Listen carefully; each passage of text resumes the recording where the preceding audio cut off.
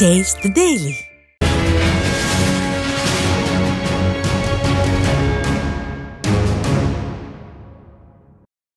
கோவை மாவட்டம் கிணத்துக்கடவு அருகே நடைபெற்ற கோவில் கும்பாபிஷேக விழாவில் முன்னாள் அமைச்சரும் அதிமுக தலைமை நிலைய செயலாளருமான SP வேலுமணி கலந்து கொண்டு சுவாமி தரிசனம் செய்தார். காக்கசாவடியில் அமைந்துள்ள ஸ்ரீ முனியப்பன் ஸ்ரீ விநாயகர் திருக்கோவிலில் மகா கும்பாபிஷேக திருவிழா வெகு விமரிசையாக நடைபெற்றது. இதில் முன்னாள் அமைச்சர் SP வேலுமணி கலந்து கொண்டு சுவாமி தரிசனம் செய்தார். முன்னதாக முன்னாள் அமைச்சர் SP வேலுமணிக்கு கோவில் நிர்வாகம் சார்பில் பரிவட்டம் கட்டி பூர்ண கும்ப மரியாதையுடன் கழக நிர்வாகிகளும் பொதுமக்களும் இணைந்து உற்சாக வரவேற்பு அளித்தனர். அப்போது கிணத்துக்கடவு சட்டமன்ற உறுப்பினர் சே தாமோதரன், முன்னாள் சட்டமன்ற உறுப்பினர் எட்டிமடை ஏ சண்முகம், மாவட்ட விவசாய அணி செயலாளர் K மகாலிங்கம் உள்ளிட்ட கழக நிர்வாகிகள் உடனிருந்தனர். கோவை மாவட்டம் சிங்காநல்லூர் பகுதியில் புதிதாக அமைக்கப்படும் பேருந்து நிறுத்த நிழற்குடைக்கான பணிகளை அதிமுக சட்டமன்ற உறுப்பினர் KR ஜெயராம் தொடங்கி வைத்தார். தொகுதி மேம்பாட்டு நிதியிலிருந்து 12 லட்சம் ரூபாய் திட்ட மதிப்பீட்டில் புதிதாக பேருந்து நிறுத்த நிழற்குடை அமைக்கப்படுகிறது. இதற்கான பூமி பூஜையில் சிங்காநல்லூர் அதிமுக சட்டமன்ற உறுப்பினர் KR ஜெயராம் பங்கேற்று பணிகளை துவக்கி வைத்து பொதுமக்களுக்கு இனிப்புகளை வழங்கினார். இந்த விழாவில் பொதுமக்களும் கழக நிர்வாகிகள் பலரும் கலந்து கொண்டு சிறப்பித்தனர். தமிழ்நாடு நுகர்பொருள் வாணிபக் கழகத்தின் தொழிற்சங்க அங்கீகார தேர்தல் தொடர்பாக வாக்கு சேகரிக்கும் நிகழ்ச்சி திருச்சியில் நடைபெற்றது. திருச்சி மாநகர் மாவட்ட செயலாளரும் முன்னாள் துணை மேயருமான J. ஸ்ரீனிவாசன் தலைமையில் வாக்காளர்களை நேரில் சந்தித்து வாக்கு சேகரிக்கும் நிகழ்ச்சி நடைபெற்றது. அதன்படி தாராநல்லூர், உறையூர், தில்லை நகர் பகுதிகளில் உள்ள நியாய விலைக் கடைகளுக்கு நேரில் சென்று தமிழ்நாடு நுகர்பொருள் வாணிபக் கழக மண்டல செயலாளர் K. ராஜேந்திரன் உள்ளிட்ட கழக நிர்வாகிகள் வாக்கு சேகரித்தனர்.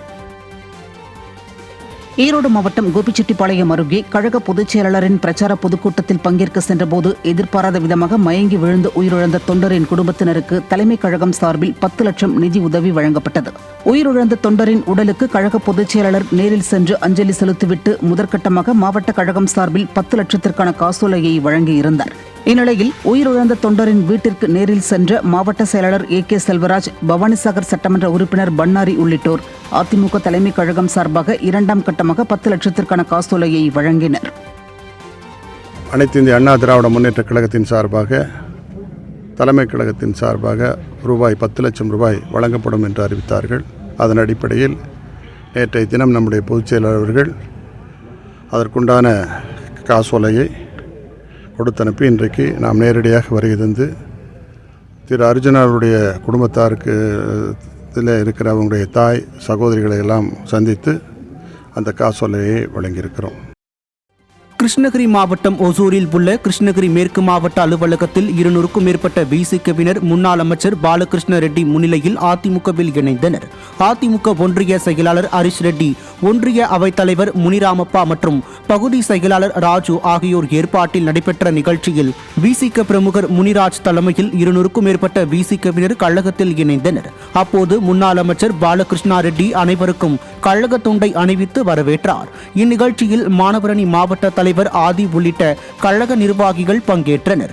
அப்போது பேசிய முன்னாள் அமைச்சர் பாலகிருஷ்ண ரெட்டி, தமிழகத்தில் 70 ஆண்டில் இல்லாத கடன் 5 ஆண்டு திமுக ஆட்சியில் வந்துள்ளதாக குற்றம் சாட்டினார்.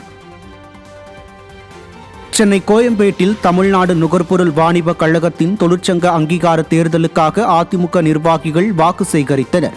தென் சென்னை தெற்கு மேற்கு மாவட்ட செயலாளர் VN ரவி, மாநகர போக்குவரத்து கழக மண்டல செயலாளர் K. ரவிச்சந்திரன் உள்ளிட்ட கழக நிர்வாகிகள் கோயம்பேடு தலைமை நுகர்பொருள் வாணிப கழக தொழிலாளர்களை நேரில் சந்தித்து அண்ணா தொழிற்சங்கத்துக்கு வாக்களிக்குமாறு பிரசுரம் வழங்கி பிரச்சாரம் மேற்கொண்டனர். அப்போது பேசிய அண்ணா தொழிற்சங்க பேரவை மாநில செயலாளர் கமலக்கண்ணன், கடந்த 4.5 ஆண்டுகளாக தேர்தலை நடத்தாமல் ஆட்சி முடியும் தருவாயில் பல்வேறு குளறுபடிகளோடு இந்த தேர்தலை நடத்துவதாக குற்றம் சாட்டினார். பல்வேறு குளறுபடிகள் இந்த தொழிற்சங்கத்தில் அவங்க நடத்திக்கிட்டு இருக்காங்க. 1300க்கு மேற்பட்டவர்களுக்கு சீரியல் நம்பரே கொடுக்காத நியூன்னு போட்டிருக்காங்க. வாக்காளர் பட்டியலில் ஒரு 300 பேரை நீக்கிட்டு அதுக்கு பதில் 200 பேரை சேர்த்திருக்காங்க திருவாரூரில். இதையெல்லாம் நாங்கள் வன்மையாக கண்டிக்கிறோம். இருந்த போதிலும் ஒட்டுமொத்த தொழிலாளர்கள் நுகர்பொருள் வாணிப கழகத்தில் பணியாற்றக்கூடிய அந்த பர்மனன்ட் ஸ்டாஃபும் சரி, அந்த தற்காலிக பணியாளர்களும் இந்த முறை அண்ணா தொழிற்சங்க பேரவைக்கு வாக்களிக்க தயாராக இருக்கிறார்கள் என்பதை இந்த நேரத்தில் நாங்கள் தெரிவித்துக் கொள்கிறோம். நன்றி.